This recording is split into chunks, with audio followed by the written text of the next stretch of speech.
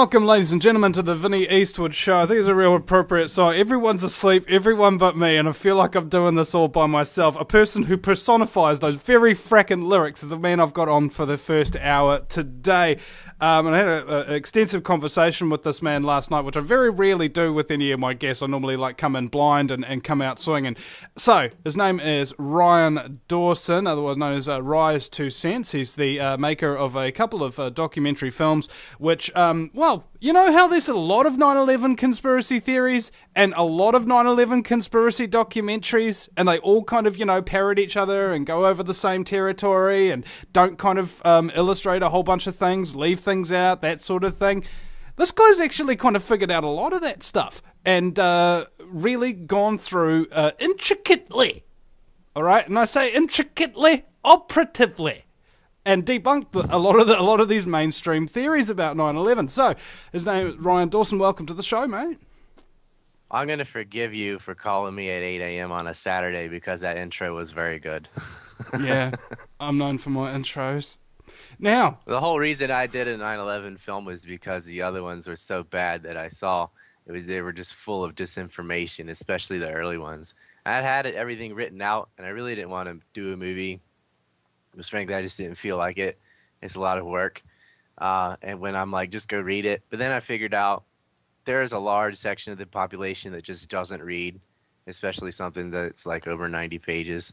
So I made a 3-hour and 40-minute film, and then I shaved that down to 2 hours because the original one had a lot about the Iraq War in it too. And then I just felt like that's kicking a dead horse now. Everyone knows we were lied to about that, but they didn't back when it started.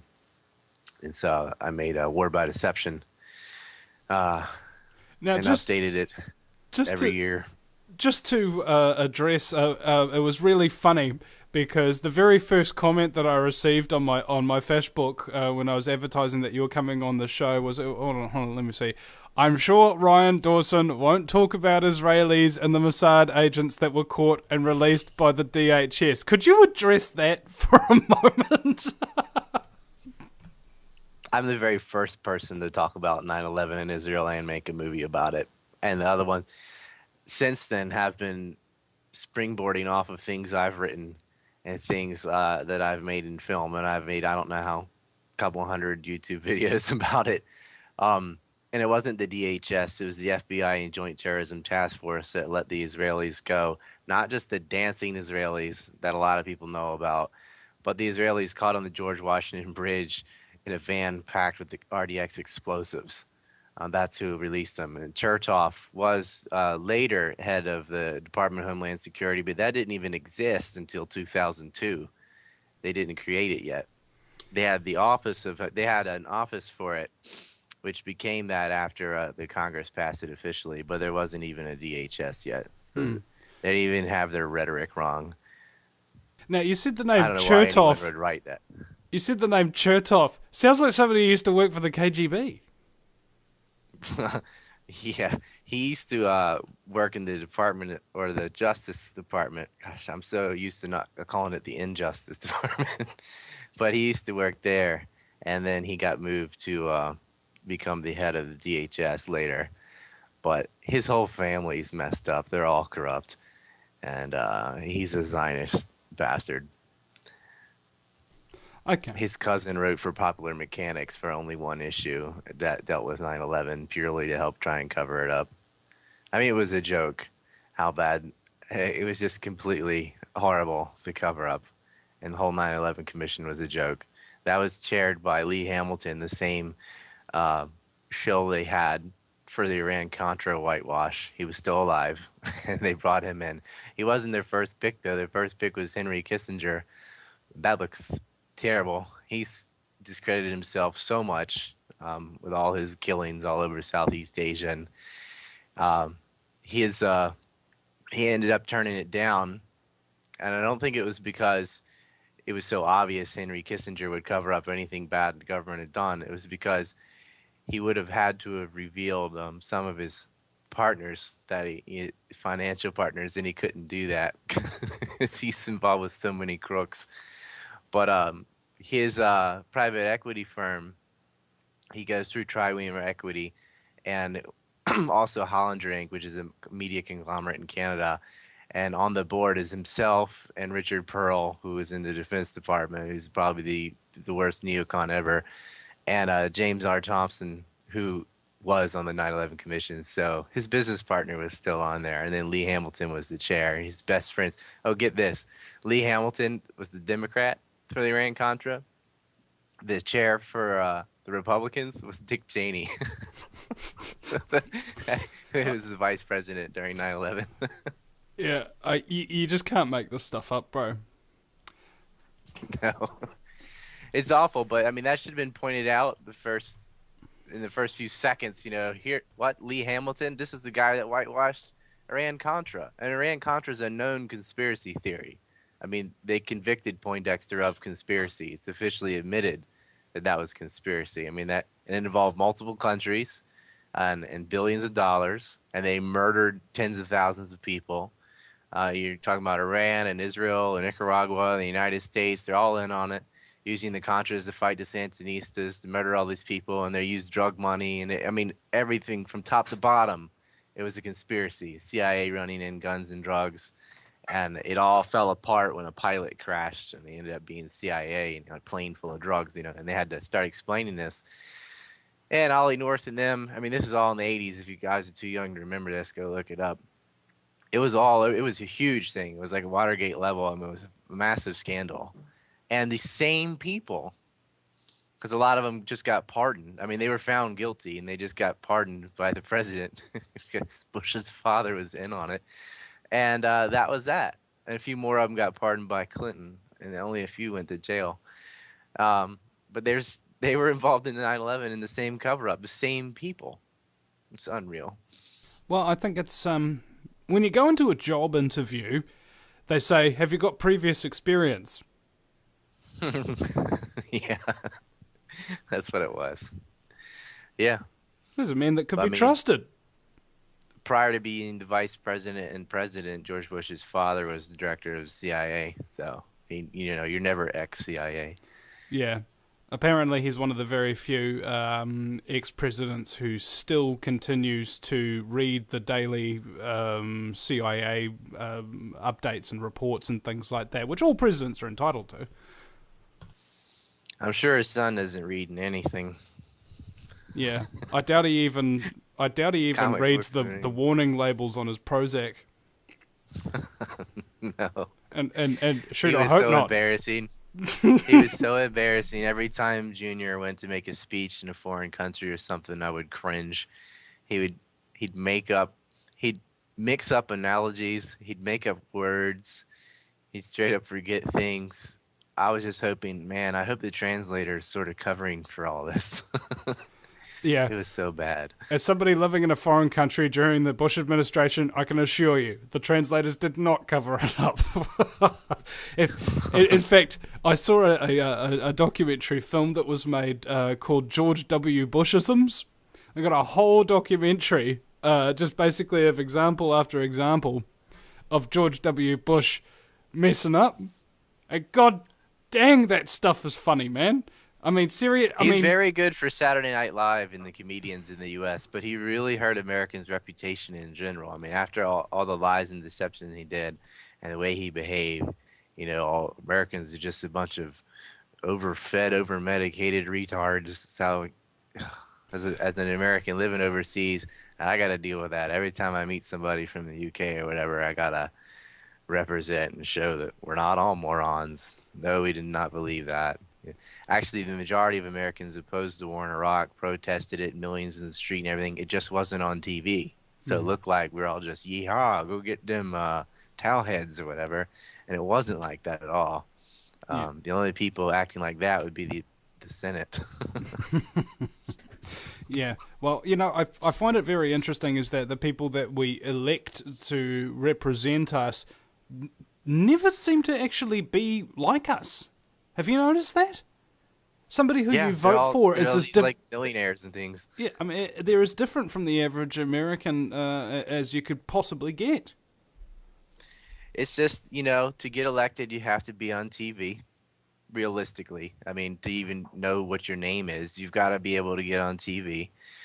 And to get on TV, you've either got to be very wealthy already, or you've got to be a puppet of the wealthy, willing to do, willing to rent yourself out to the highest bidder, which is what 99% of our Congress does.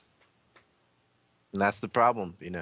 Corporations have figured out, they can use the government as a giant ATM machine to get our tax money or money borrowed from the Fed allocated to themselves, and they don't have to pay the debt. The debt gets pushed on the public.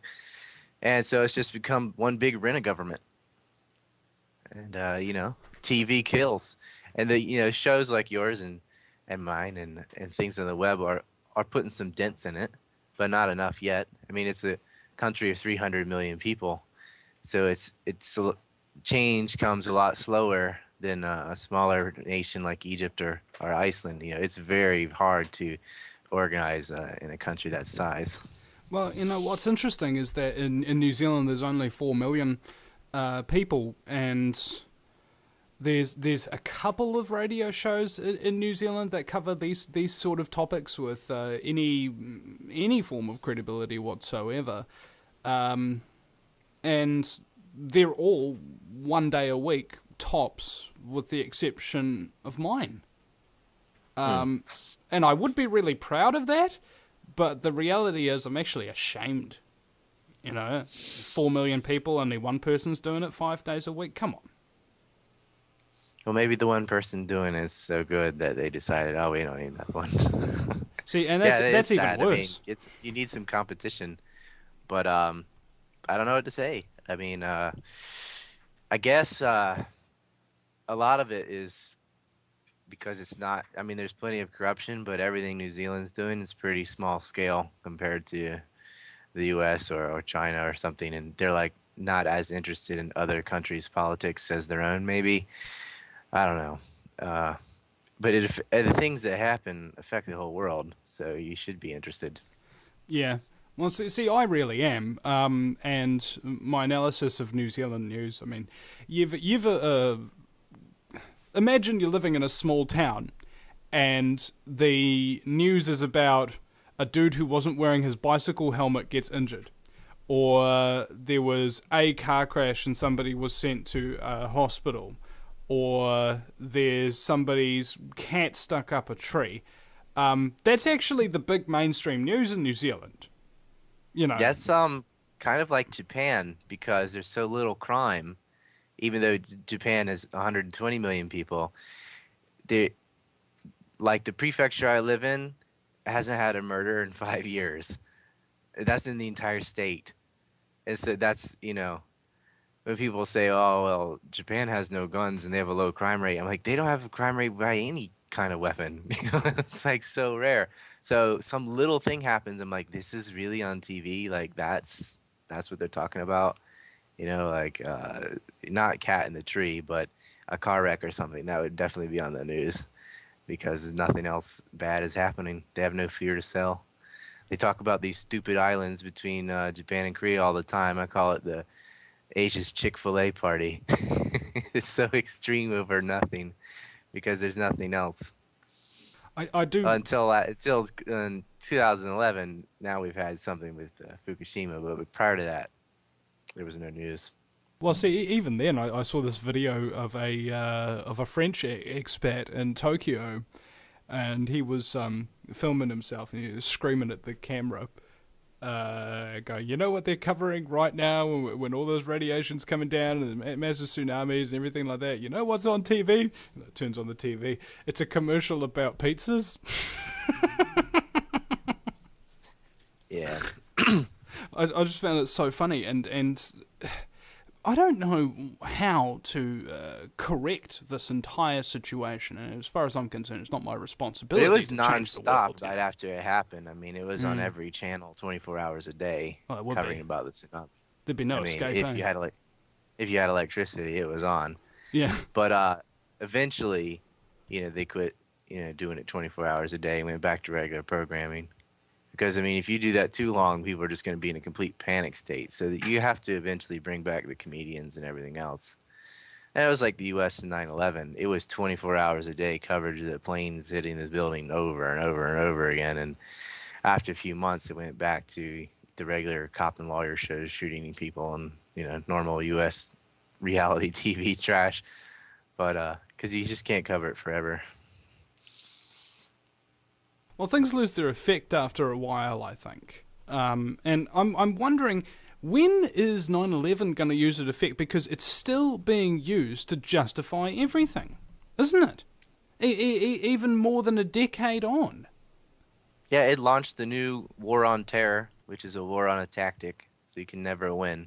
There's no way to have a decisive battle. There's no country you can go defeat and say, aha, we've won. It's a little bit like the war on communism or the Cold War, which I'm not pro-communist or anything, but that was just an excuse to invade Central and South America, usually, or in Southeast Asia as well. It had nothing to do with communism. And in the brief window between, they would have the war on drugs. It was like, he's a drug dealer, and we'd go bomb Panama. I mean, we invaded Grenada like they're a threat, a national threat to the United States. And it was all for corporate interests. They always give the public one pretext, communism, terrorists, or whatever.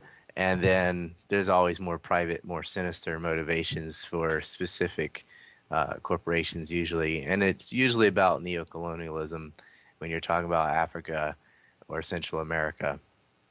But man, look at Africa today. Africa is kind of like France's South America to the U.S. or Eastern Europe to Russia. I mean, they're just routinely invaded and beaten down by Europeans there. And it's neocolonialism. They don't want any country to nationalize their oil or gold or whatever resource they have. They don't, or sell it to China, as in the case of the Sudans, because it's not that we want the oil, and it's not that we don't want China to have it.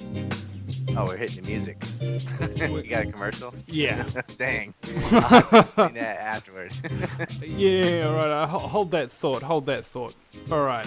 We'll be right back, ladies and gentlemen, at the VinnyEastwoodShow.com. You can listen live in the chat room there if you wish. Ryan Dawson, Rise 2 Cents, is my guest. We'll be right back.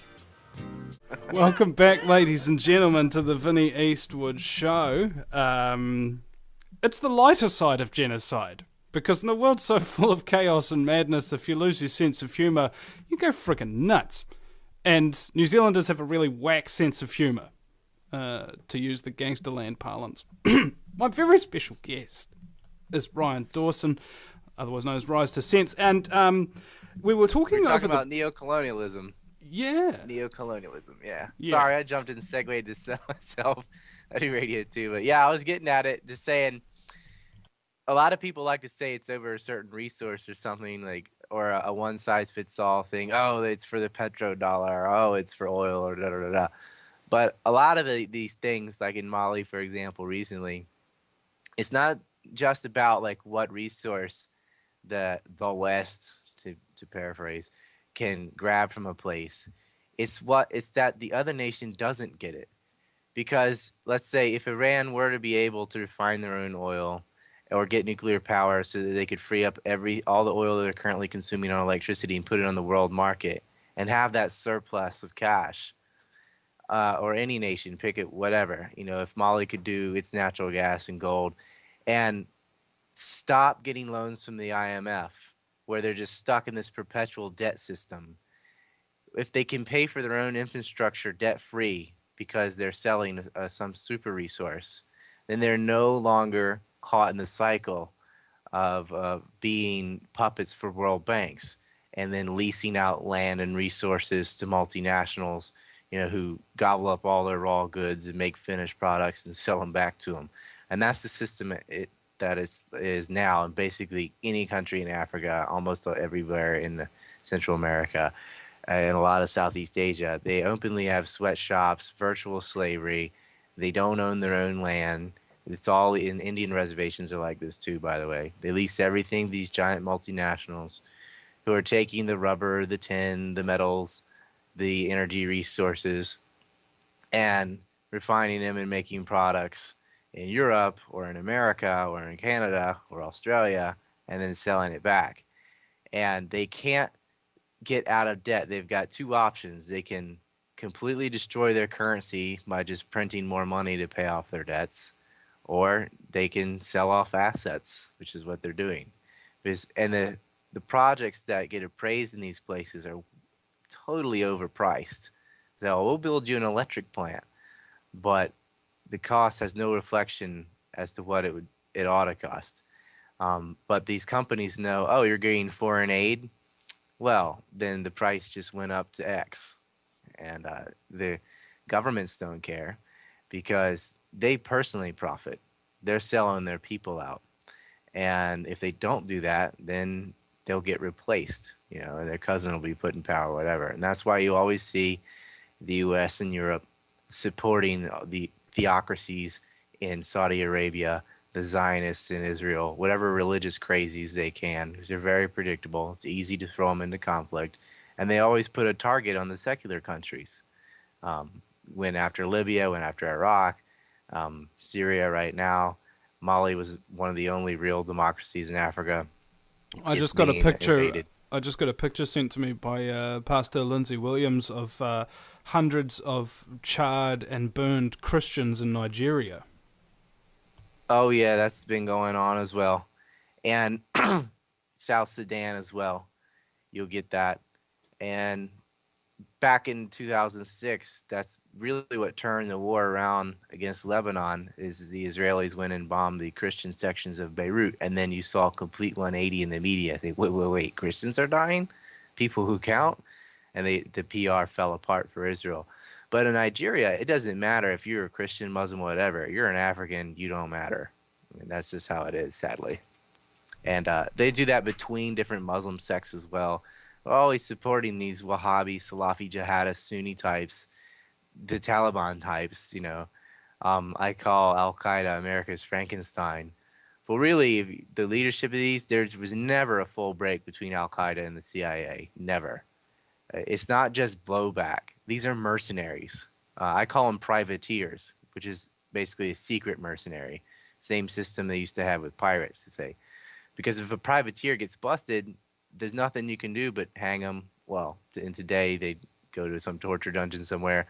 But the sponsors responsible have that distancing factor so that you can't really lay it on them.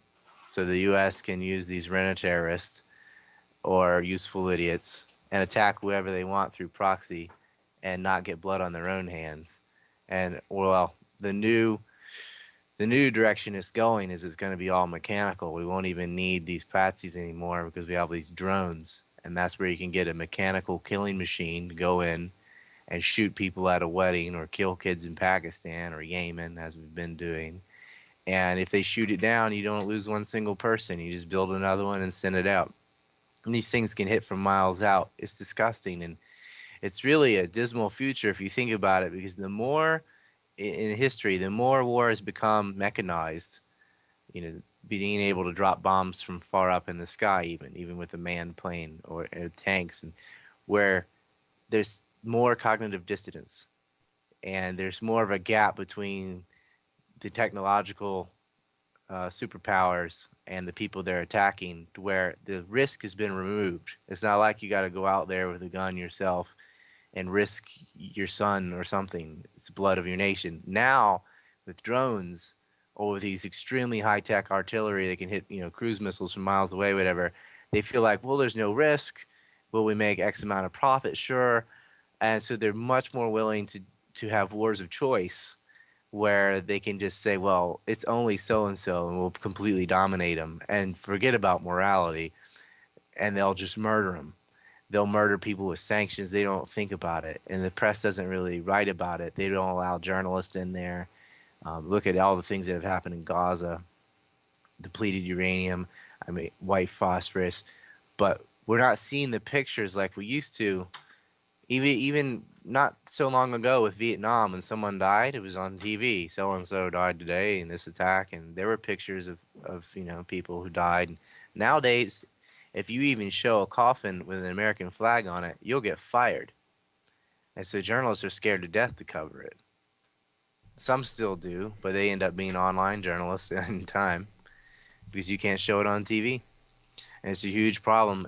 And the other resources, war itself, you don't necessarily need to go get oil or opium or a certain thing.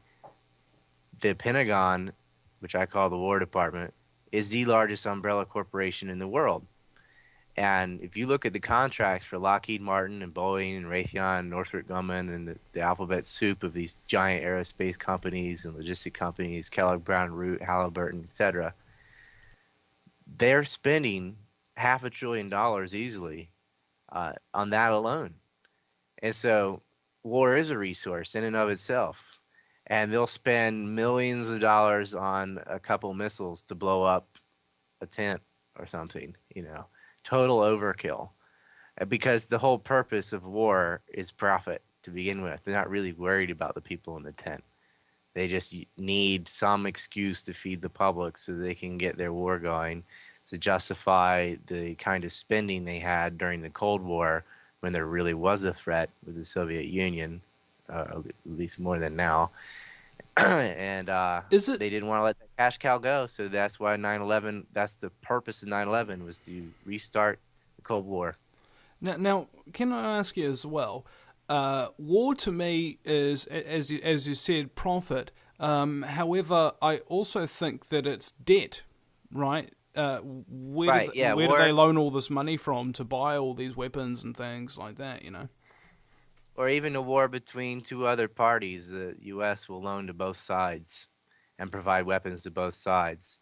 A perpetual conflict is perpetual profit, and it totally sets nations back. I mean, we've blown people back into the Stone Age. In Iraq, we took out, I shouldn't say we, I should say the U.S. government. I sure as hell didn't do it.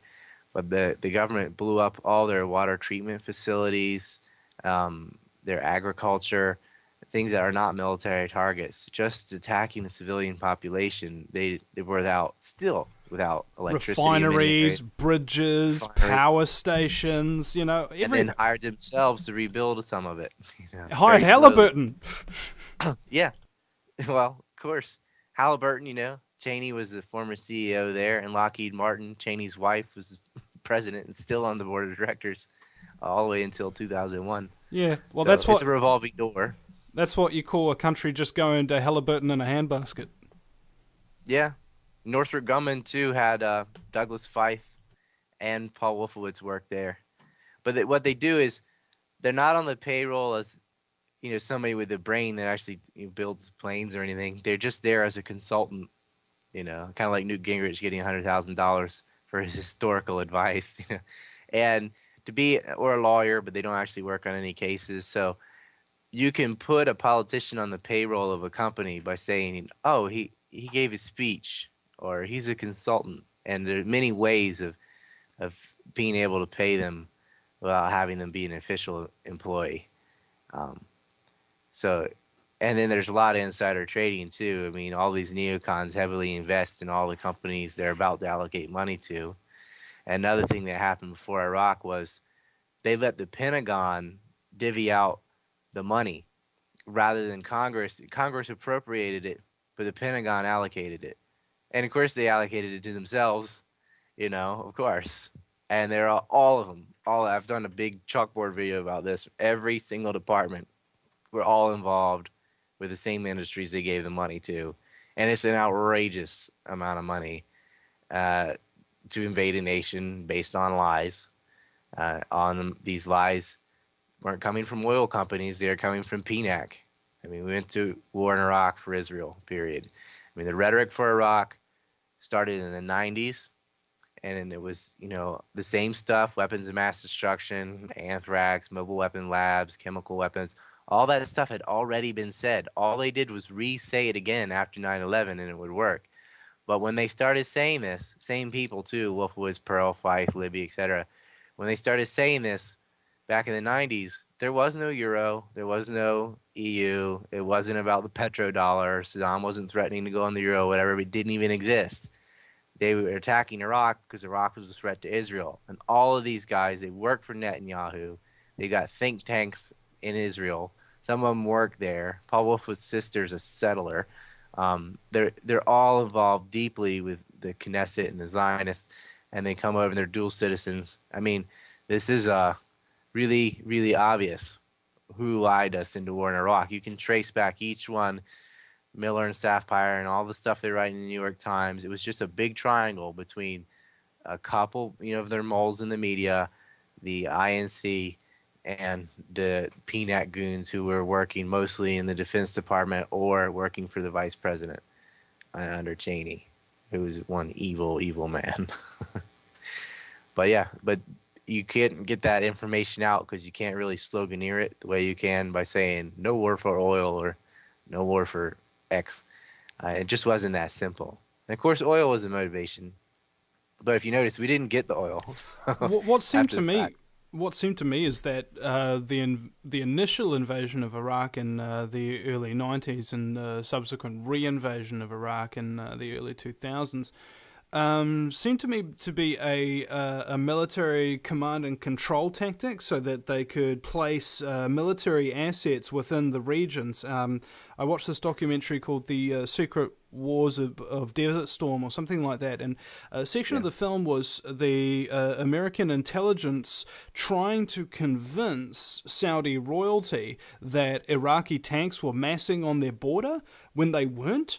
And the Saudi royalty said, show us the satellite pictures.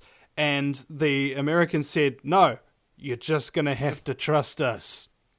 Right. And they did. And now there are military bases, thanks to that big lie, permanently in Saudi Arabia, which provides a great strategic striking capacity to really It's one of the anywhere in the things Middle that East. made Osama mad were the bases in Saudi Arabia. But after 9/11, they got rid of those bases that were in Mecca. They moved them out because they were going into Iraq anyway. But Iraq's right in the heart of the Middle East. It gives the U.S. a military presence there. But the first Gulf War, too, was based on lies. The whole babies on incubator speech. I'm sure you've been over that before. Yeah. But at that time, the internet was just a little baby. And so if you contrast the war support for Gulf War I, with they're invading Kuwait and there's a new Hitler, because they always say everybody's Hitler. Everyone had their yellow ribbons and things. There were very few dissenting voices. But by the time the second war came around, overwhelmingly everybody almost was anti-war. And there were some yahoos with the American flag magnets made in China on the back of their SUVs and all, but they were a minority. Well, never underestimate the power of a small, shrill, shrieking minority, eh? You listen to the Vinny Eastwood Show. Our very special guest is Ryan Dawson, Rise 2 Cents, and we'll be right back after the break at AmericanFreedomRadio.com. Welcome back to the Vinny Eastwood Show. We're broadcasting live on AmericanFreedomRadio.com 5 days a week. The shows are archived both at AmericanFreedomRadio.com and the VinnyEastwoodShow.com. The archives are relatively easy to find. The show survives almost solely on your donations and subscriptions. So if you do appreciate what we do here by giving a platform to commentators and people who basically have a real hard life. And let me explain something. Anybody who comes out saying what they believe to be the truth will offend both sides of every argument. It's unavoidable. If you come out saying that the left and right paradigm is false, both the lefties and the rightists will attack you. Telling the truth is something that you get very little support for. Okay, I think there was some famous quote saying that only a patriot will go through all that kind of suffering, and after he's actually successfully caused the revolution itself, then everybody suddenly jumps on the bandwagon because then it costs nothing to be a patriot. That's the kind of people that I like to have on this show, because those are the people that really do deserve our attention. I understand that the world has no real justice, that those who do the right thing are those who wind up being at the hands of suffering and discrimination for a good part of their lives before being accepted. I understand that. However, I have never accepted the way the world works. I have only ever sought to make it the way I want to see it. That's what this show is about. If you support that cause, please go to thevinnieeastwoodshow.com, donate, or perhaps subscribe for as little as $1 a month, just so that we can give you some nice commercial-free archives, save you heaps of listening time. I put a lot of effort into it. Just so that, I don't have to keep begging for cash. In fact, I don't even like doing this right now at this particular moment, because I'd rather just be talking to my very special guest, Ryan Dawson. Welcome back. We've only got... I'm going to donate after that speech. Well, then It's true. It's what you said, and it's like not just about right and left, especially those of us who dabble into conspiracies. We'll catch it from both sides, too, because there's two extremes there. You'll get, on the one hand, people who don't believe in any conspiracy ever, like there's never been a covert operation by any intelligence agency ever. And that's what a conspiracy is. Any covert operation by CIA, KGB, Mossad, whatever, is a bunch of people organized, getting together, lying to everyone else, and doing something that would be otherwise considered criminal in secret. So it happens all the time. Then you have this other camp that believe practically any conspiracy they're ever given, and they are the ones who cause the stigma against everything in the middle, the legitimate things that have happened where there are conspiracies. It's hard to get your foot in the door because of all the crazies, the Jonestowners, as I call them. Alex Jones recently saying that, light bulbs control your mind and stuff like that, or David Icke talking about his aliens and things.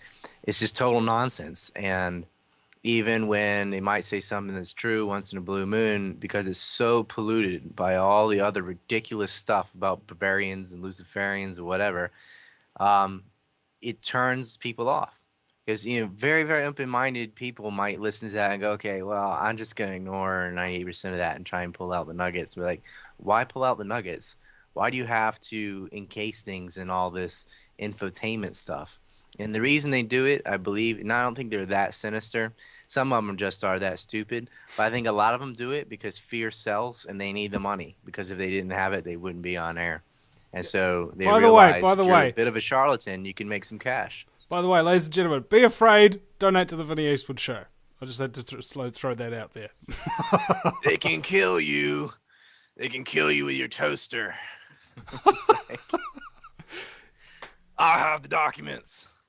They're going to put you in a FEMA camp. I mean, to this doomsday thing, the dollar's going to collapse tomorrow every day.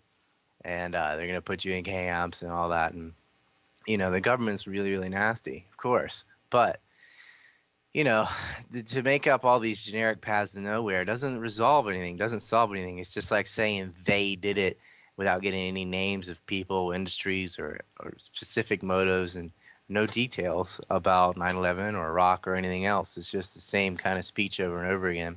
How often? And I just see that as a go nowhere. Have you ever seen somebody launch like private prosecutions against alleged globalists for their alleged crimes? Sometimes you see it, but you'd have to be reading the business press or something, A lot of the Russian oligarchs, some of Putin went after them, threw some in jail. Khodorkovsky, for example, is sitting in jail. Got his nose broken in jail, too. I think that's wonderful, and that happens to a billionaire. But then again, a lot of the oligarchs just fled and are living either in the UK or Israel because no one else will accept them. There's no extradition treaty. So they're just there owning their soccer teams or football teams, you might say, and living the high life, and nothing ever happens to them. But during the SNL scandal, the savings and loan scandal in the 80s, dozens and dozens of people went to jail. But it seems like the further along we go in time, the less the crooks get in any trouble. I mean, they're getting bailouts from the government. All those people engaged in fraud, I guess with the exception of Madoff, he did sometime, and Jack Abramoff. But, I mean, it's like one guy or two guys. All those people at Goldman Sachs, all those people in the Bank of America. I mean, Bank of America was going around bragging, saying they didn't receive any bailouts, even though they did take TARP money. They got $30 billion. They spent all of it on bonuses for themselves for administration. And the sly thing they did is Merrill Lynch and Countrywide, a couple of the financials that they took over, who were floundering and didn't get a bailout until after they merged with Bank of America. So Bank of America gobbled up his competition, and then his competition got bailouts, which really went under the umbrella of Bank of America itself. So they did get bailouts. And then to make all that, and that was all the public bailouts from the government, right? To make it worse than that, we found out from Bloomberg when there was that partial audit of the Fed, there was $16 trillion divvy out to all these different institutions, and in the top three was Bank of America. I mean, they were getting money from the Fed secretly, and they had paid back what percent? None. They hadn't paid back any of it. Nothing. And that's our money. I mean, we ate that with inflation. I mean, the dollar tanked. I remember when the yen used to be 125 to the dollar. It's now 88. And it had gone down as far as 75, and the reason it went back up is because of the natural disasters in Japan and Shinzo Abe and their own stupidity. But yeah, I mean, all these currencies are in free fall, and it's everywhere, and you rarely see prosecutions. Rarely. If they do go to jail, like Bernard Carrick went to jail for fraud. He had a role in 9/11. He was a police chief there. He's the guy that said they found an unburned passport, and the one who denied, he said they arrested. He's like walking around in knee-high pulverized dust, and you go, "Oh, there's a passport underneath here." That's remarkably unjust. That was the second one they found. They found Al Jarrah, whose cousin ended up being busted a year later in Lebanon as a spy for Israel. But they found Jarrah's passport in Pennsylvania. Speaking of which, I really wanted to.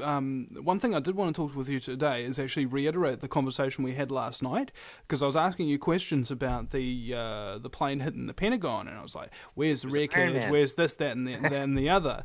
And then in your documentary, I think back what was it, about the 1 hour 20 mark? And I'll put the link up on the website for you as well, because I think it was spectacular. You actually did show the pictures that they showed on other conspiracy documentaries about the plane hitting, and they obscured the bottom 100 foot of the Pentagon that was completely taken out by the wings, which went through it like a hot knife through butter and stuff like that. And they obscured and didn't put in the pictures of all the landing gear that they found, the engines that they found, the DNA of the passengers. Evaporated. Yeah. They were just like loose change. Made these claims.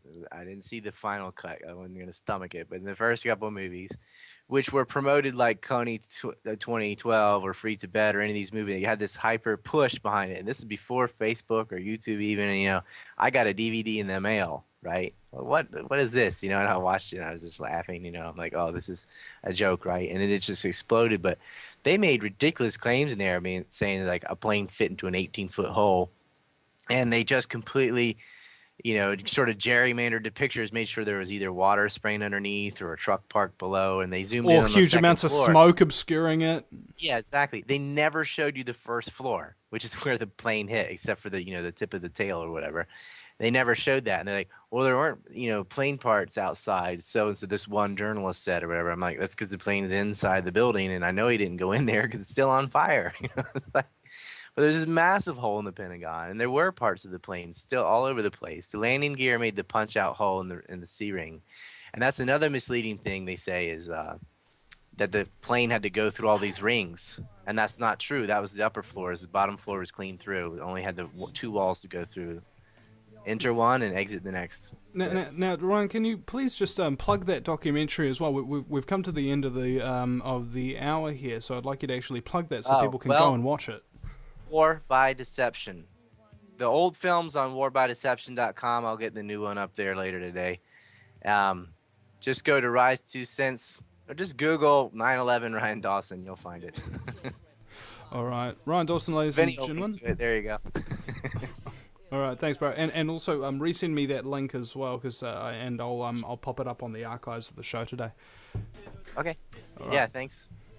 Cheers, bro. Enjoy your day, man. You too, man, because you got a day job, unlike a lot of us, and you got to go do it. All right, see you later, man, and see you next hour, ladies and gentlemen. James Robert Wright from the Council of the Freemasons. We'll be right back. Welcome back, ladies and gentlemen. It is now hour number 2 of the fastest 2 hours in talk radio. It's the Vinnie Eastwood Show, broadcasting live on AmericanFreedomRadio.com.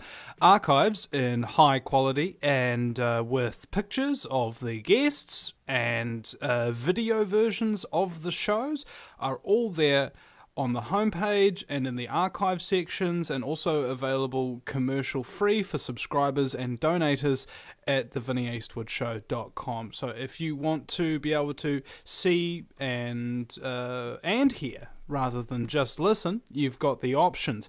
But I have noticed, and my very good friend Mitch Santel has told me this, sometimes this show is much better when you're just listening to it.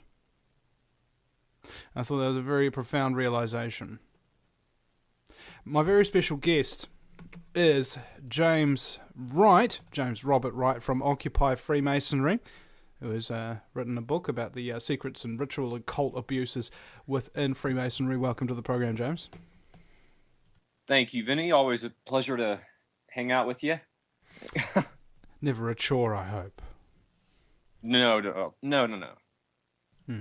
Now, you sent me a video this morning. For those of you who are unaware, I don't know if you've ever seen the movie, what's it called, American Beauty, where he leads the girl into his dad's room, sort of thing, and he unlocks the cabinet, and he brings out this china plate. He flips it over, and it's got like a Nazi symbol on it, and he goes, "It's official state china of the Third Reich. There's a whole subculture of people who collect this Nazi stuff." There's actually official china of Freemasonry, isn't there, James? And they're quite rare too. And you wound up smashing a few of them on your video today. Yeah, it just, it seemed like something apropos to do. I don't know. Get a little bit of the tension out from being hidden out in the mountains, I guess you could say. So, did it relieve some of the tension? Right? Because I remember seeing on the news a number of years ago, I believe, there were actually these bars that were opening up in Japan, I think, who would give people stacks of plates, and they go into a cubicle and they'd be able to smash them, and they found it really, really quite therapeutic. Did you find this to be the case? Yes, it was. I mean, I bought that china like most upper-level Masons did from the gift shop when I worked there, and, it graced my breakfast table for a couple of years, and, it was in storage, and I was digging through some things, and came across it, and I thought, you know what? I don't want this. I don't want to see it. I don't want to own it. And so I did the most appropriate thing I thought I could do with it, which was smash it into a million pieces, just like they have smashed the control of this planet into a million pieces in regards to democratic means. So, I hope it's a metaphor for the future, because as each of those plates broke with the pictures of their eagle and cathedral on them, that's sort of what I see happening to the order itself. So, and it's just my little bit of dark humor.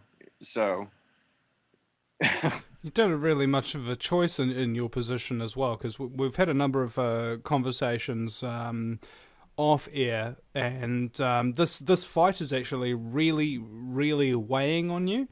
And I wanted people to know that you're not coming through this in just an easy kind of, haha, I'm exposing the Freemasons kind of way. You're actually in real danger, and it's actually causing real trauma upon you just in your daily life.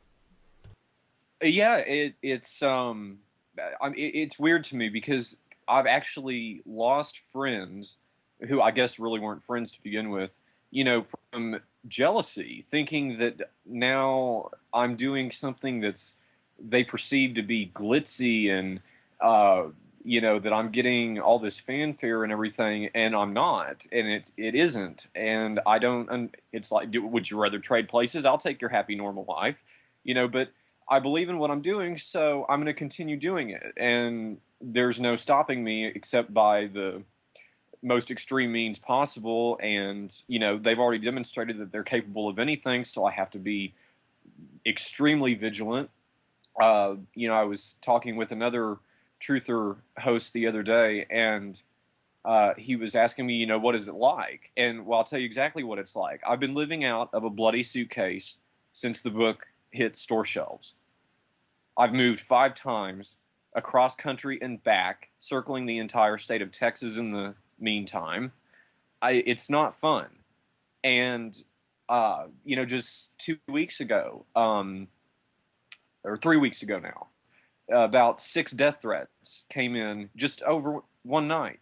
And I woke up to it, which is nothing new. And so, I called the FBI agent in charge of my case, and he goes, well, because it came through on the lines in this town that you're in, go to the sheriff's department there and file a report there as well. Okay.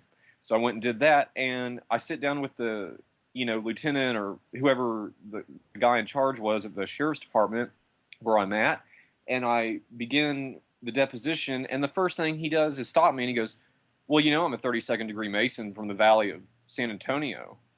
And I said, okay, well, thank you for being forthcoming with that, but I'm going to need, other witnesses in this room for this deposition. And he obliged, but then I didn't hear anything for a week, and I called him up, and he said, with a rather haughty attitude, I think, I sent the case back to that FBI agent of yours in Dallas, call him.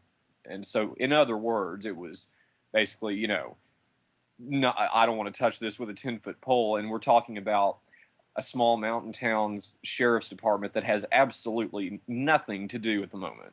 So you can't tell me that, it was placed on a back burner or just conveniently fell through the crack. No, that was absolutely deliberate. He pretty much said it without saying, you know what I mean? It's just, it goes to show once again the level that they stoop to. And I'm sure he's had a phone call himself now, and I'm sure they now know where I am. Fortunately, where I am is on a very large, well-protected ranch with very good friends that care a lot about me. So, it's crazy. It really is. I would like to be able to settle down more and not look over my shoulder so much. But, if you want to do what I'm doing, then I guess you've got to suffer, and that's part of it. And I've accepted that. And it's basically a day-to-day, how much or how little do you struggle in this sort of business? Because they're maniacal. And this morning I watched the video you posted of the city hall meeting there in Auckland, where your lovely Masonic mayor gets up and storms out. And I watched that, and I thought to myself, I've seen this 1,000 times before, of a Mason who doesn't like someone else expressing their point of view, gets up and saunters out of the room in that same exact way. It's like they're all tied to one brain. I swear. It's crazy to me. It's crazy and comical and sad all at the same time. And the same process is followed in the United Nations when Ahmadinejad gets up and talks about how 9/11 was an inside job, and Israel and the United States leave the room. Yes. And the COINTELPRO is through the roof. I wasn't even aware. Frater told me about a week ago. He was surfing the net one night. We were chatting back and forth in Skype, and he goes, I'm looking at your webpage, but this doesn't look like your webpage should. And I'm like, what are you talking about? So he sent me a direct link. And as it turns out, you, Vincent Eastwood, who helped me set up that page, Occupy Freemasonry on Facebook, one word, 1 month after that page was created last year, the Masons, went and created Occupy Space Freemasonry. So in the hopes that whenever I give out the address on air, it deters people to that one. And it's basically a Masonry is really cool and interesting, type of site. So, and that's just their classic tactics. So, it's little things like that every day, something else, and they're being awfully quiet right now because the last time they rang me up, I told them that I would be attending my Masonic trial, even though they still have yet to set a date, and I would be bringing a private security detail and members of the press with me. And now they've gone totally silent again. So that's sort of where all that is right now. I'm sure they're doing double backflips because their rights to the call themselves Knight Templars have been revoked, as you know. So there's a lot of things not going their way right now. So if we could get a good hack from Anonymous and maybe a few people to chain themselves to the front doors of the Supreme Council, I'll go first in D.C., you know, start a Occupy physically there, whatever it takes. I mean, they've got to come down because, like your previous guest was talking about, so many relevant things, and you know, we're headed for a third world war, and this all goes back to the Scottish Rite. Albert Pike planned all this out. It's not a conspiracy theory. All anyone has to do is Google Albert Pike 3 World Wars, and if you have never seen this, your jaw will probably hit your desk. So could you elaborate on that? Yes, it was written, which now Albert Pike, you know, was the only Confederate general who mysteriously escaped any sort of prosecution or whatever after the Civil War here. And so in the year 1871, he writes this letter, and it describes the First and Second World Wars in 1871 exactly as they happened. And then it goes on to talk about the Third World War. And I can read it here, you know, quote it if you'd like. It says, the Third World War must be fomented by taking advantage of the differences caused by the agentur of the Illuminati between the political Zionists and the leaders of the Islamic world. The war must be conducted in such a way that Islam and political Zionism, the state of Israel, mutually destroy each other. Meanwhile, the other nations, once more divided on this issue, will be constrained to fight to the point of complete physical, moral, spiritual, and economical exhaustion. We shall unleash the nihilists and the atheists, and we shall provoke a formidable social cataclysm, which in all its horror will show clearly to the nations the effect of absolute atheism, origin of savagery, and of the most bloody turmoil.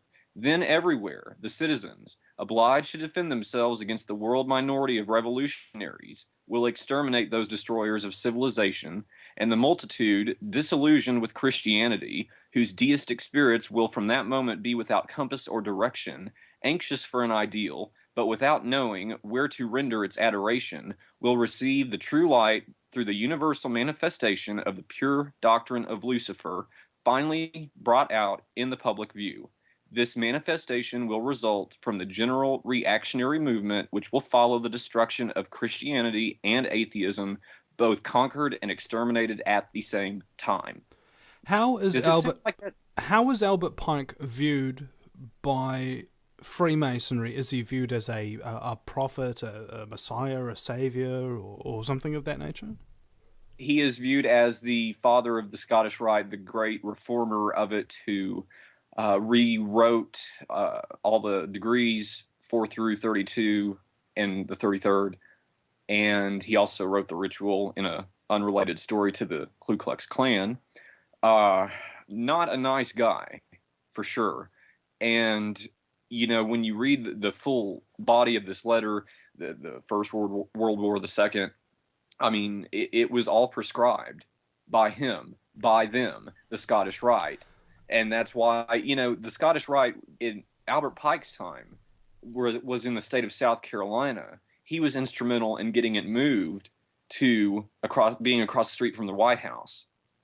So I had a theory that those of strong religious belief that are in positions of power will, instead of allowing things that are prophecies to come true, are instead becoming impatient and will make those predictions come true themselves. Absolutely. To convince others, really, of the worthiness of their cause.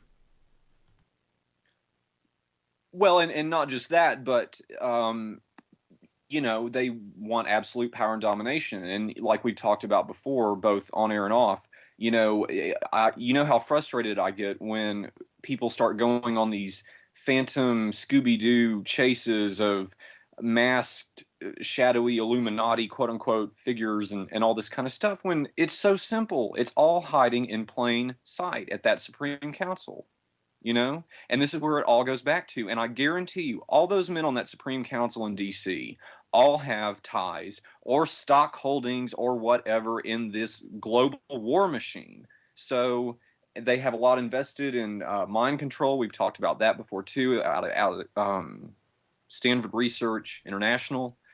Since the 70s, you know, the Soviets are into it, as they say, but you know, nobody ever asked the question, how is it that these Scottish Rite characters in Washington, D.C. can walk like through walls and between raindrops into all these countries and you know, it's just so blatantly obvious. And so that's why I'm still, you know, on my soapbox with this message of everybody really, really needs to shift their focus for a moment, because you won't go straight to the evildoers. That's them.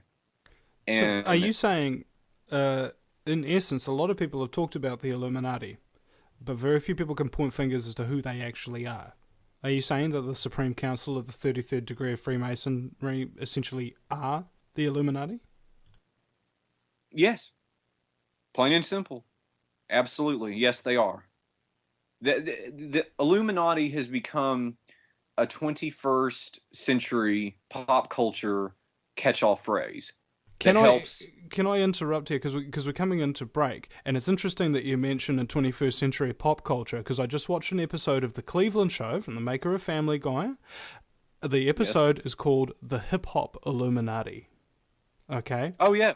There is, yeah. All right, and they've got this big rap song and stuff like that, and that they say that they control all the culture. And one of the lyrics of the rap song, when they're explaining who they are as the hip hop Illuminati, we've got more secrets than the Freemasons, and they're doing this on a black and white tiled floor in this giant mansion with these secret books and stuff like that. I was just sitting there, me and Sarah just cracking up laughing, you know, really kind of putting it in your face, yo. We'll be right back after the break at the VinnyEastwoodshow.com with James Wright, formerly of the Supreme Council of the 33rd degree. Welcome back to the Vinny Eastwood Show, ladies and gentlemen. It is the lighter side of genocide, because in a world so full of chaos and madness and Illuminati scumbaggery, if you lose your sense of humour, you'll go friggin' nuts. I was talking with James over the break about the former mayor of Auckland, Mr. John Archibald Banks, the Right Honourable John Archibald Banks, who is incidentally a high-level Freemason. Of course. Yeah, of course. And two things. James watched a video the other night of that I reposted off of my old channel of him walking out on a council meeting because we were exposing a bit of corruption and speaking and that kind of thing. So they all just got up and left. Apparently that's just, you know, Freemasonry 101. You know, just get up and leave if you don't want to listen. And also just very recently, I think yesterday, I believe, one of my Facebook friends sent me a video that he took. I think it's only about 90 seconds or so, of the same Right Honourable John Archibald Banks parallel parking across two parking spaces, right? Okay, you know, just parking diagonally, because he's just so awesome that he feels he deserves two parking spaces. And when called on it and filmed on it, he goes, what business is it of yours? You know, he gets in his car and drives off. Person gives him a bit of abuse and stuff, as he well should, as I've done myself. And what was funny is that video of him parking across these two parking spaces reminded me of what the Right Honourable John Archibald Banks, his very first decree when he was elected as the Lord Mayor of Auckland was to widen his mayoral parking space so that it would fit his Bentley.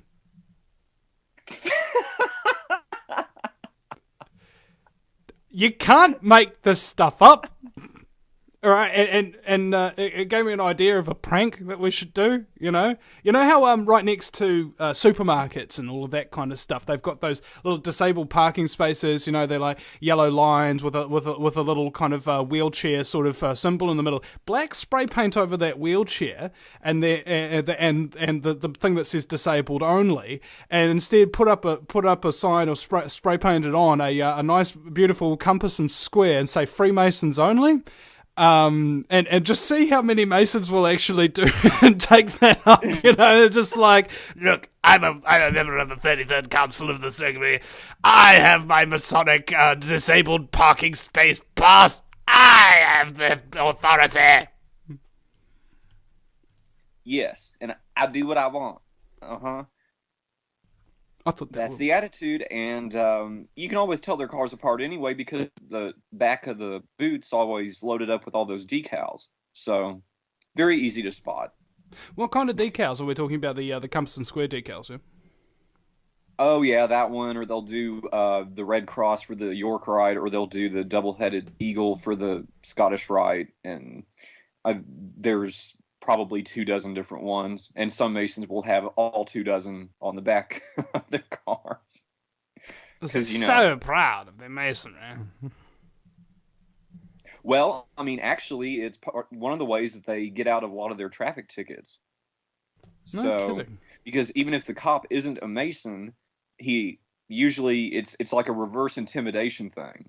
You know, you never know who this person could be, and the nicer the car, the cop will get really scared because they control him, not directly, not 100%, but as much as they can through that Sentinel program I told you all about. So, well, because it's not like there's a Freemason dispatch or something like that. I want to report a crime. No problem, brother. We'll send somebody out to your location within 20 minutes. They actually, if they wanted to do that, they could. They have that capability with Sentinel. So, let's say a bad public relations incident takes place, or something, and all hell breaks loose. Then they pull up that database and they locate all of the media personnel, police personnel, everything in that locality, and start making phone calls, do damage control as quickly as possible. Kind of like when, the night Diana died or the night that Benazir Bhutto was blown up in her car. And the very first thing they do is come in with detergent and spray away all the forensic evidence. So that's what they do. They're professional damage controllers. Which means which is incidentally because they cause a lot of the damage, so they control the damage that's caused, and they also conduct damage control after it. Ah, yeah, perhaps that's why their motto over at the Scottish Rite is "Order out of chaos." The old Ordo ab chaos. And also, I wanted to think on and ponder on this for a moment. Anarchy is not chaos. Have you heard that? Like, it simply means an absence of rulers, not an absence of rules. It's not totally out of control. Whereas right. Freemasonry is the direct antithesis to anarchism. It's about as much control as they can conceivably exert. That's how much they want right now. And always striving for more. Absolutely. That has never stopped, and I wouldn't say that it's as bad now as it was in, say, 1950 to 1985.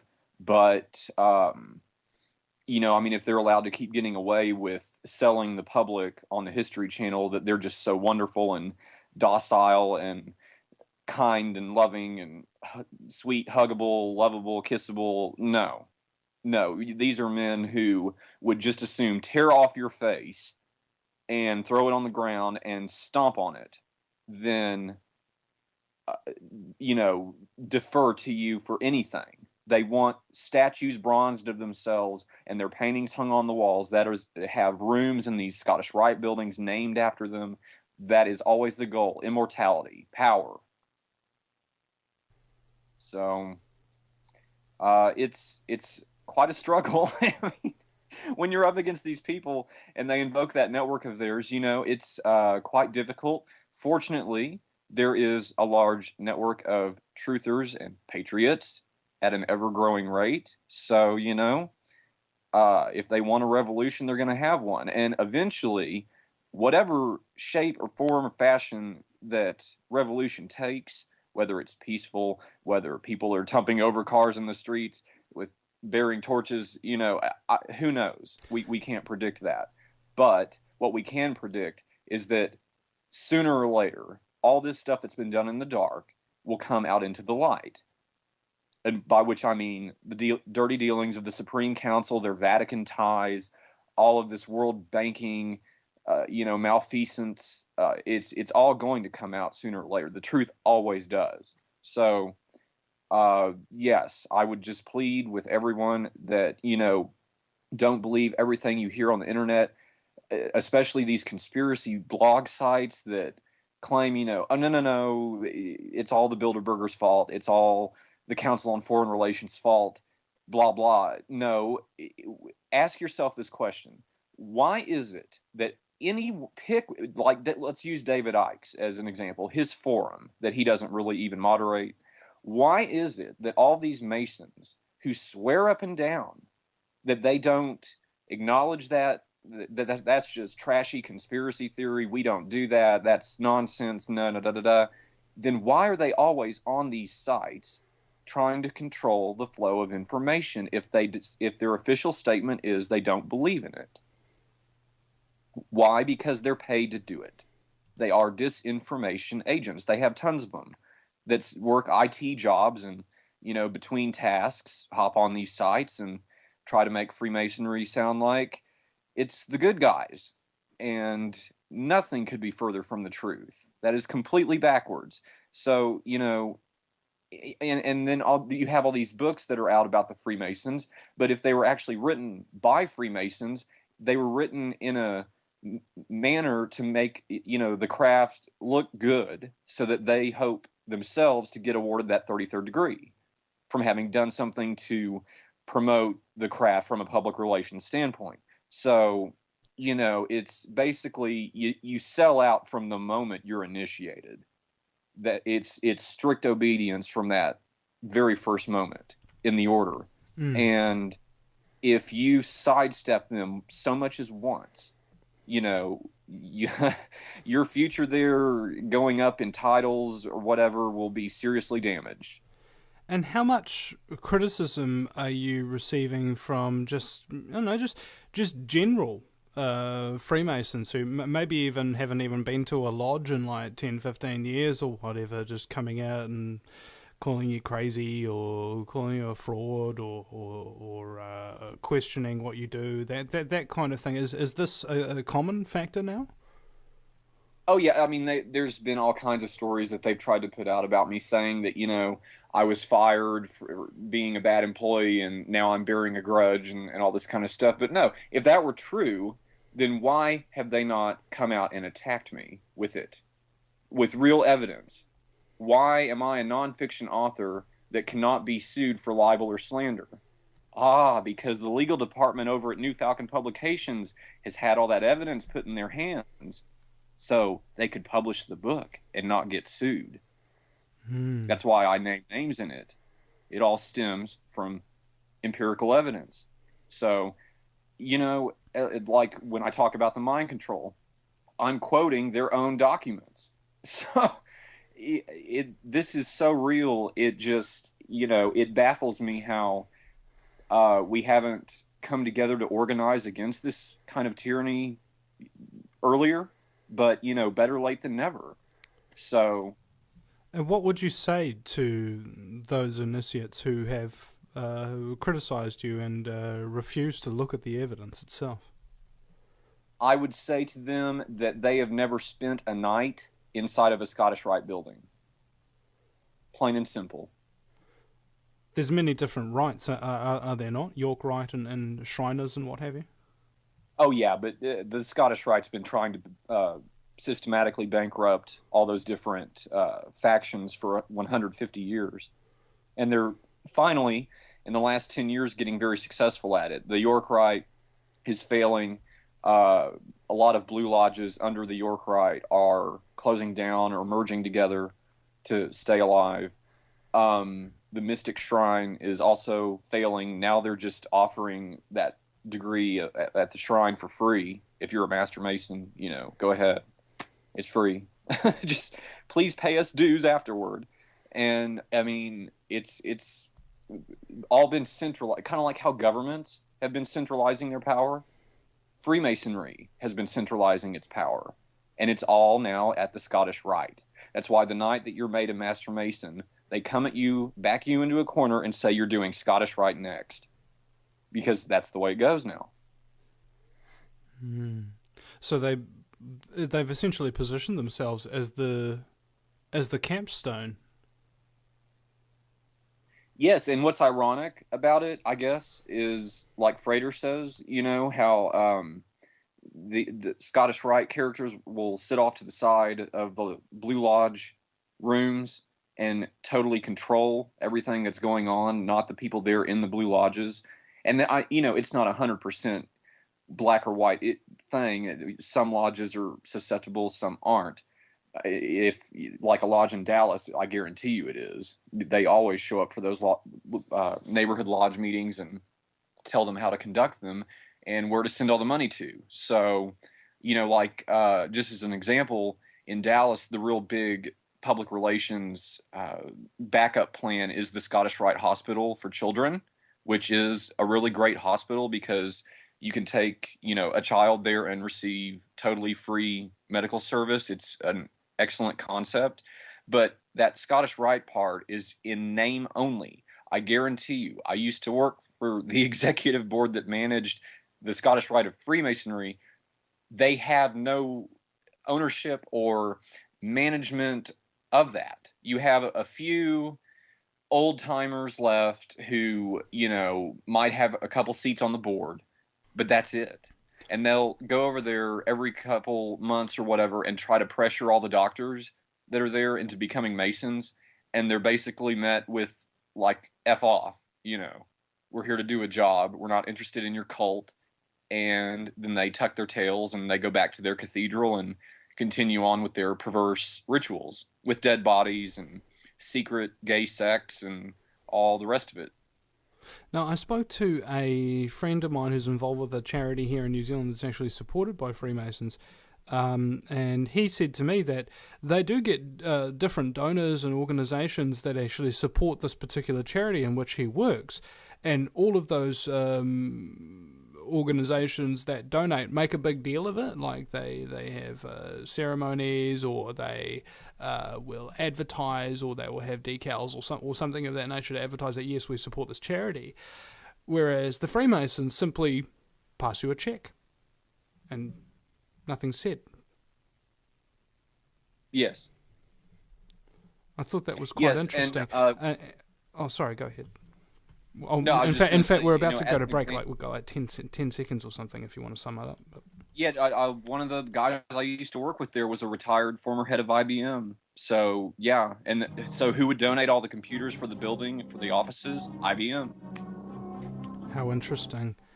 Also, I am very cognizant that there's a lot of Christians out there who are deathly afraid of Muslims. The antithesis to being Christian isn't Muslims. It's actually Satanists, isn't it? Which the Freemasons certainly seem to support. We'll be right back and discuss more of that after the break at thevinnieeastwoodshow.com. Welcome back to the Vinnie Eastwood Show, broadcasting live on AmericanFreedomRadio.com 5 days a week, exposing scumbaggery like a flasher exposes himself on a daily basis. My very special guest is James Robert Wright, formerly of the Supreme Council of the 33rd degree, and I've been getting a lot of emails, James, about Christians saying that they should fear Muslims and the invasion of the United States and all of this kind of thing, and I just think Muslims are not the threat to Christianity. The Quran says that Jesus is one of God's prophets and things of that nature. And the real threat? Yes, actually, when the Templars conquered Jerusalem, they trained the Islamists there at the time, and they called them the hashish, because that was an old Templar battle tactic, was to give their men hashish before battle to promote the feeling of invincibility. So there was actually a time when Christians and Muslims walked hand in hand, and that was largely thanks to the Templars. So, the Vatican sure did away with all that. Mm. Now, could we talk... And now, yeah. Oh, sorry, continue. Go ahead. No, I was just going to say, the boogeyman has been made out to be all these different things, and who has been writing the policy on all this all along the Scottish Rite? You yourself even have like I was talking about David Icke's forum, why are there always Masons trying to control information in these online forums? You yourself have one trying to do that in yours. And this is not the first time. And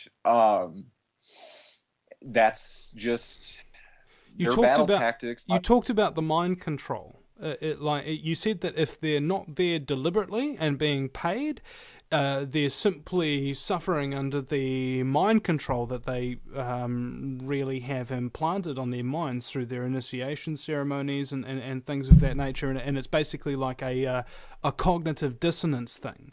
They come out and attack because they're simply not comfortable with the fact that they've lived their entire life as a lie.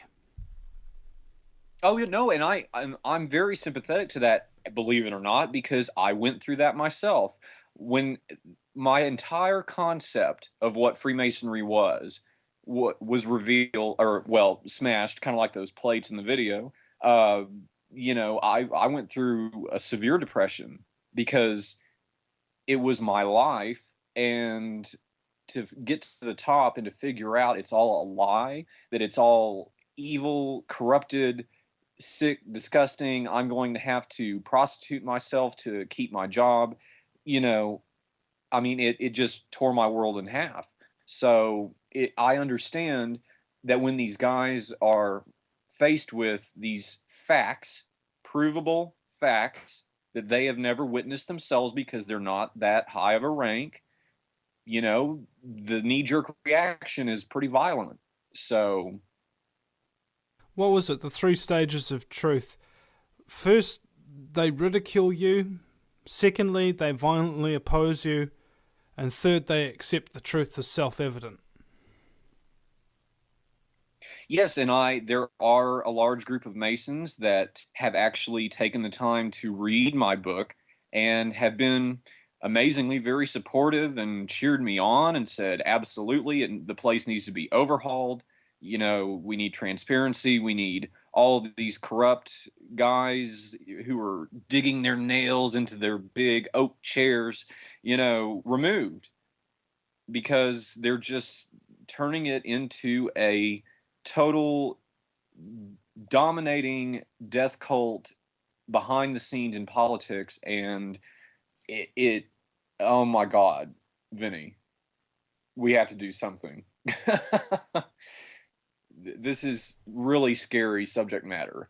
I mean, just the way I'm having to live right now alone is enough to make a person crazy. So, I have to take it a day at a time and keep a sense of humor about it. Otherwise, I'd go freaking nuts, as you say. So, yeah, and, people think that, like you said earlier, I'm sitting back laughing this all off or whatever. No, it's very, very sad.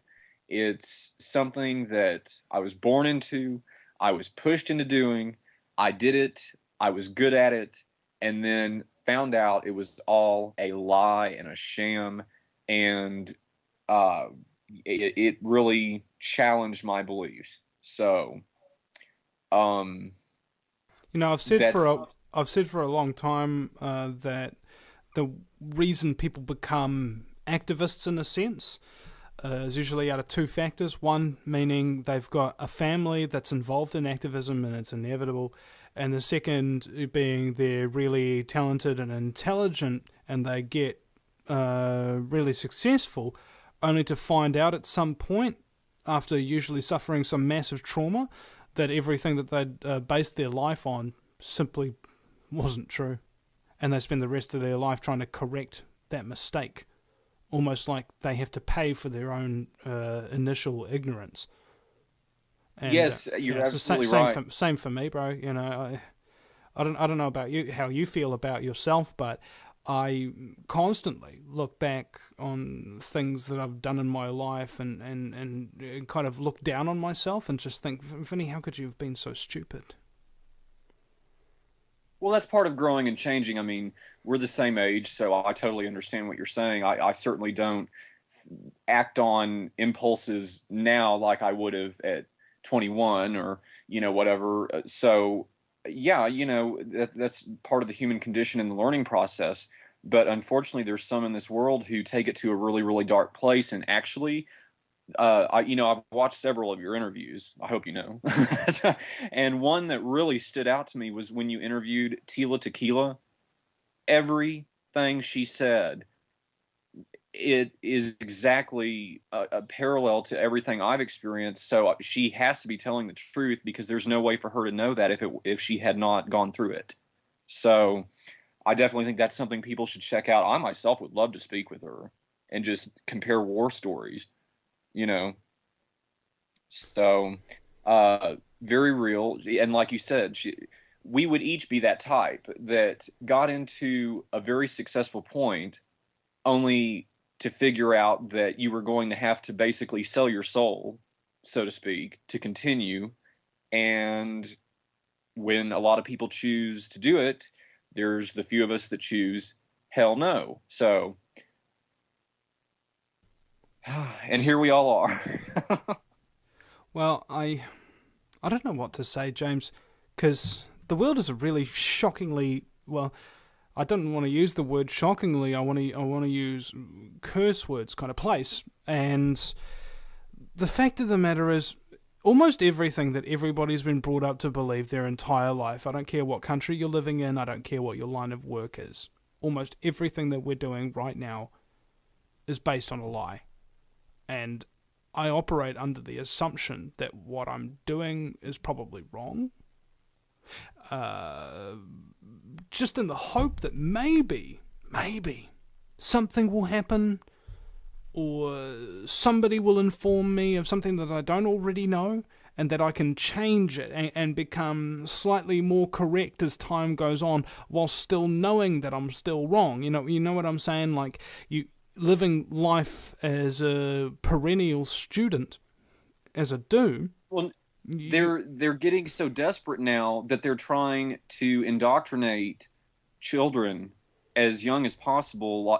Just case in point, that new music video for Kesha for Die Young, and there's been conspiracy theorists that say it has to do with the Sandy Hook shooting. And no.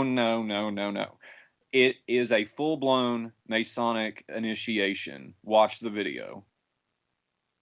And they're trying to get this stuff into the heads of kids as young as possible. It's a last-ditch effort. They're worried about how is their order going to still be functioning in the next 20 to 30 years, because they know they've made mistakes. They know that they've been outed, and they don't know how to clean up because everything is different this time. This is not 1826 Morgan affair in America when, a generation died off and it was all forgotten about. This is an information age. You cannot delete this information. So, I encourage people to go to my site. Again, not the COINTELPRO version site, but facebook.com/Occupy Freemasonry, one word. And, again, thank you, Vinny, for helping me with that, because you know that I'm technically still learning. So, and anything, if people can donate, that's fantastic. Obviously, my life is extremely difficult right now. Like I said, I'm living out of a suitcase. I'm constantly on the move, always having to look over my shoulder. It's not fun. And it's cost me everything. I've lost, a wonderful house in Dallas. I've lost almost everything I own from having to flee. I'm almost kind of like a storm victim or something. I like, where's the Red Cross? Hey, well, I think it's on the York Wright building. Now, anyway, yep, James, you're obviously a fraud because you've lost everything, you know. All right, well, thanks, man, for coming on the show today at such short notice, and I hope my mate Dan hears this, because I had a little bit of a argument with him last night about perception versus reality, and actually he really loves your content, James, so I actually wanted to bring you on for his sake, really more than anything, and so thank you for obliging. And Occupy Freemasonry, ladies and gentlemen, facebook.com/Occupy Freemasonry. Please go to the archives and or donate at thevinnieeastwoodshow.com. We'll see you again sometime. No matter where you live, globalism affects you. Did you know that the Vinnie Eastwood Show has more subscribers than New Zealand Herald TV and is New Zealand's most popular YouTube news channel, where warm-hearted humour and a list of awesome guests talk about crucial issues which the mainstream media ignore? A show where you, the listener, can phone up with questions, comments and suggestions of guests. Vinnie is building a hub to connect truthers with raw information they need to become active. He can help you gain further skills such as website building, producing audio and video, and creating revenue streams in your own multimedia environment.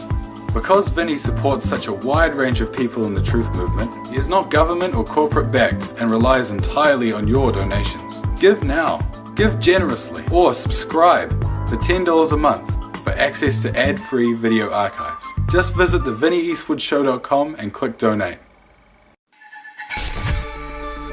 If you take an active interest in maintaining the optimum health and well-being of yourself and your family, the New Zealand Journal of Natural Medicine is the magazine you've been waiting for. Having taken Australia and New Zealand by storm, the New Zealand Journal of Natural Medicine is now available in the UK and Europe. Visit www.nznaturalmed.co.uk or call 01626 337 531 to order your copy now.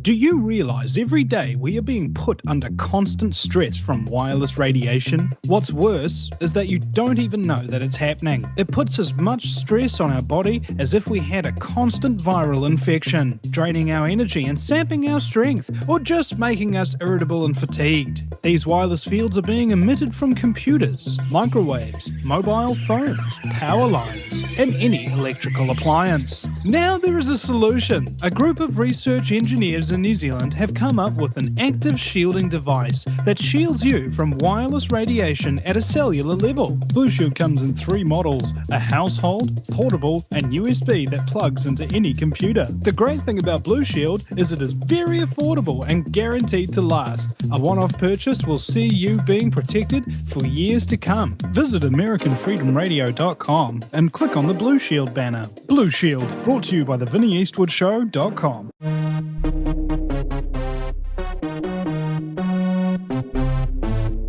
Yes, could you address that for a moment?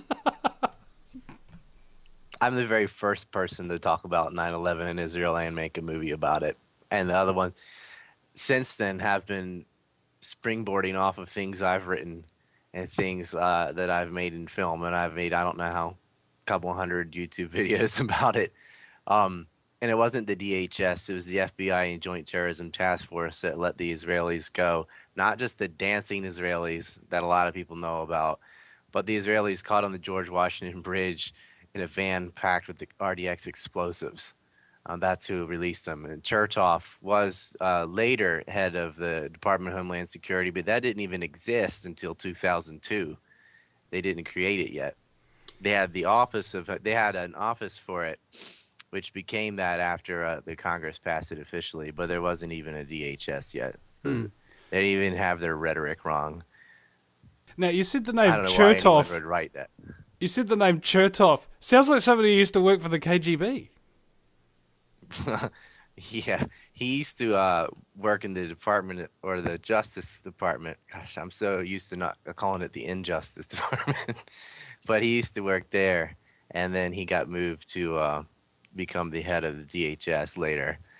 But his whole family's messed up. They're all corrupt. And he's a Zionist bastard. Okay. His cousin wrote for Popular Mechanics for only one issue that dealt with 9/11 purely to help try and cover it up.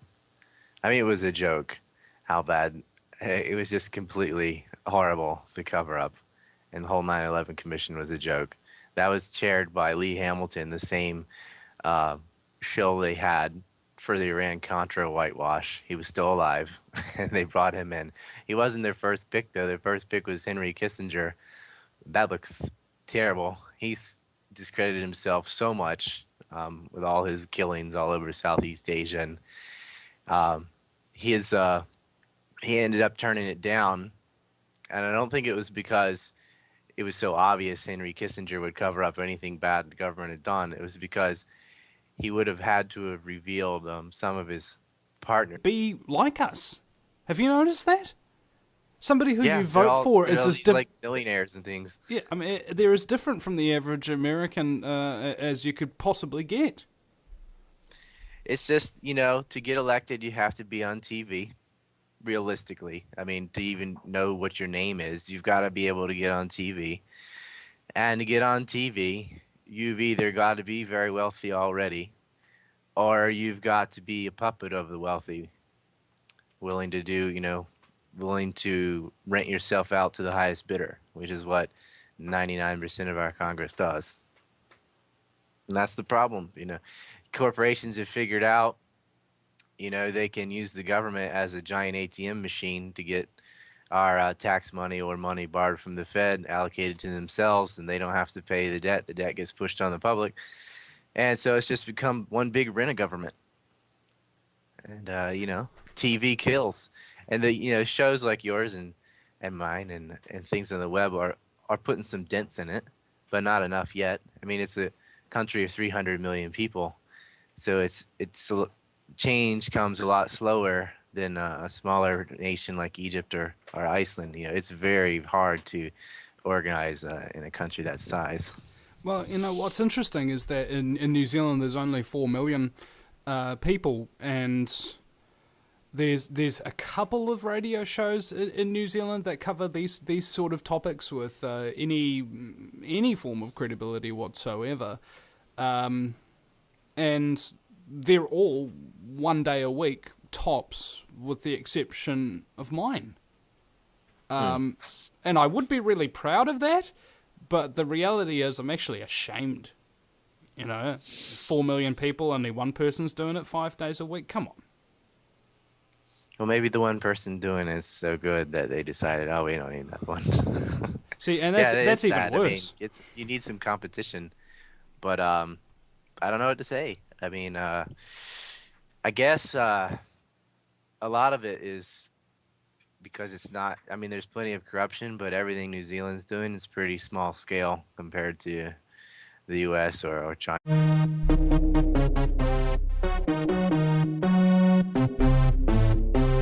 Welcome, ladies and gentlemen, to the Vinny Eastwood Show. I think it's a real appropriate song. Everyone's asleep, everyone but me, and I feel like I'm doing this all by myself. A person who personifies those very fracking lyrics is the man I've got on for the first hour today.